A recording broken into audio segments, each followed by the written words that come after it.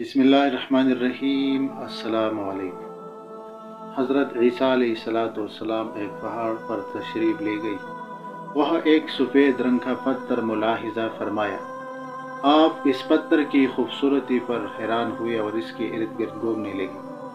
اللہ تبارک و تعالیٰ نے وحی نازل فرمایا اور ارشاد فرمایا، اے عیسیٰ علیہ السلام، کیا میں تمہیں اس سے بھی عجیب و غریب چیز نہ دکھاؤں؟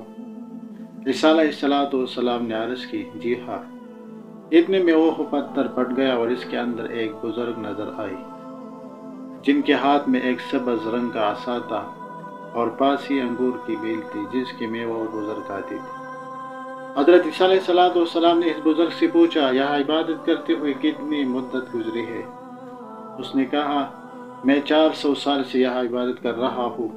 یہ سن کر حضرت عیسیٰ علیہ السلام کہنے لگی، اے پروردگار، اس سے افضل تو کوئی شخص نہیں ہوگا۔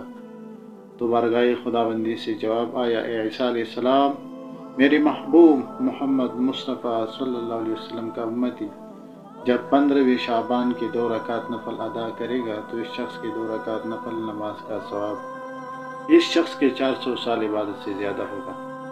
یہ سن کر حضرت عیسیٰ علیہ السلام نے کہا، کاش کہ میں بھی محمد مصطفیٰ صلی اللہ علیہ وسلم کی امت میں ہوتا۔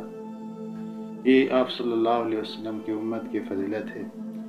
اللہ تبارک و تعالیٰ نے بیان فرمایا ہے، نبی علیہ السلام کی امت کی فضیلت اللہ تبارک و تعالیٰ قرآن شریف میں فرمایا ہے، خیر امت اخرجت للناس۔